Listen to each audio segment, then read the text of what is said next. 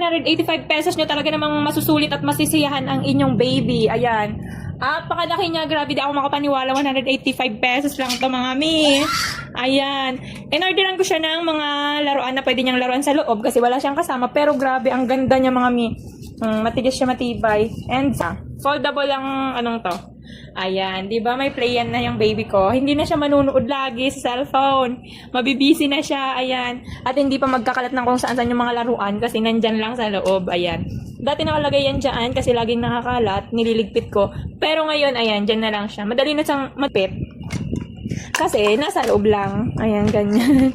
Oh, enjoy ang baby. Hi ka, baby mama. Hello. Say, wow. Say, I like it.